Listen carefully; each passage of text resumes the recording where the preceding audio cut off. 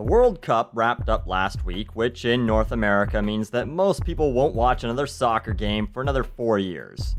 Oh, sorry, football, for my audience that lives pretty much anywhere other than the US or Canada.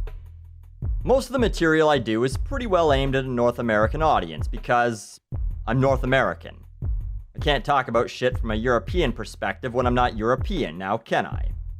But this video is kind of directed at my non-North American audience to give you a glimpse into our perspective on something that's very popular everywhere but here.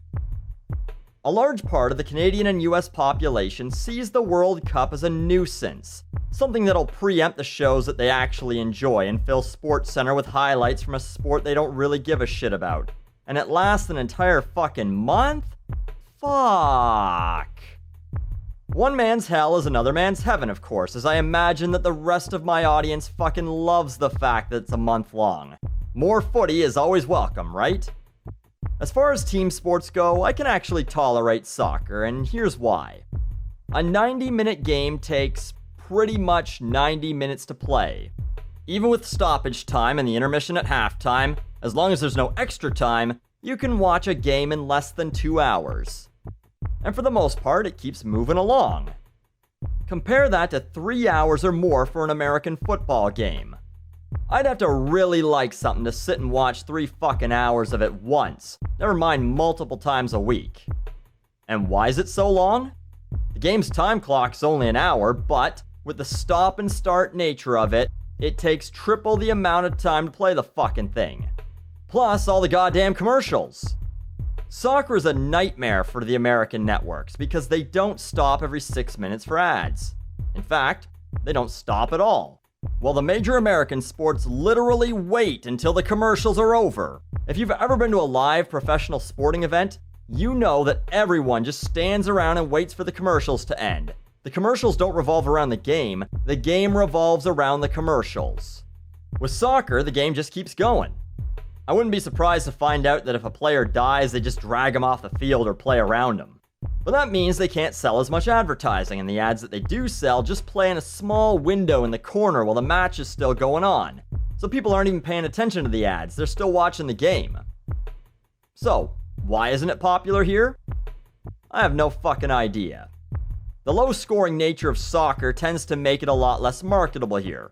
People often mock the scores. Oh, another 0-0 score, huh? Super exciting. Plus there's the fact that we're not really good at it.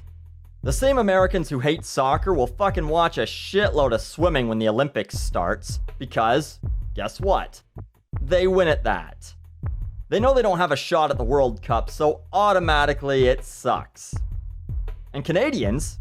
Fuck, we never even qualify.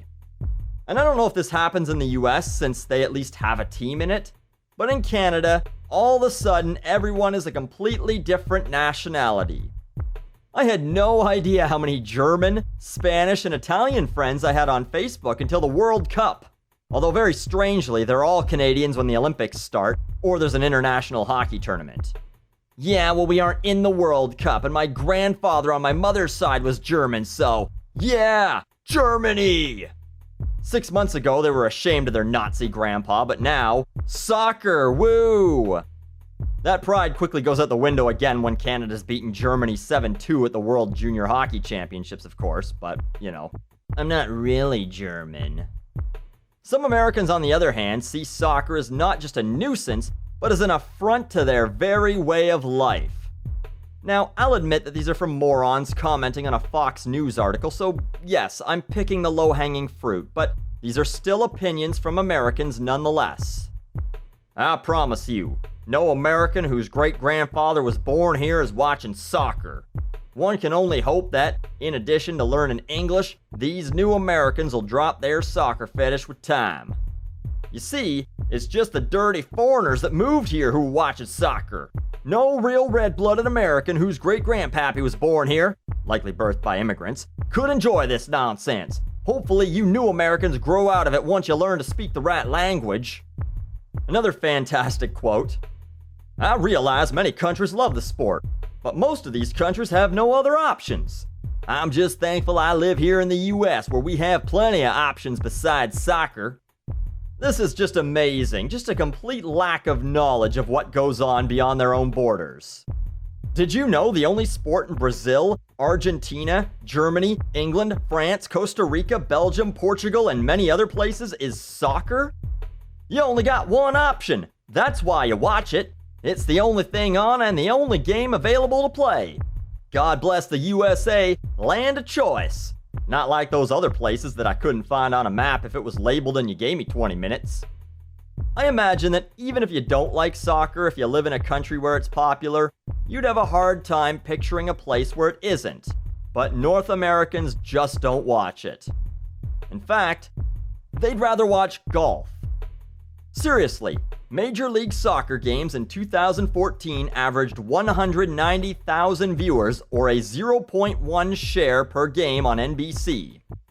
On the same network, in the same year, the final round of the 2014 US Open had what was considered by some to be the worst ratings for TV golf at all time, with a 3.3 rating, which is roughly 3.8 million viewers.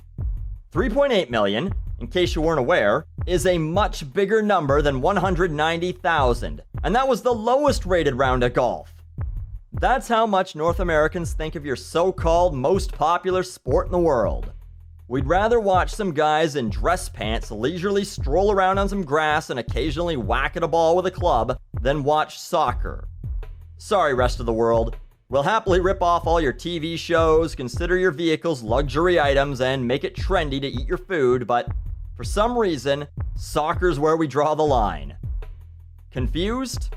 Don't worry, I don't get it either, and I fucking live here.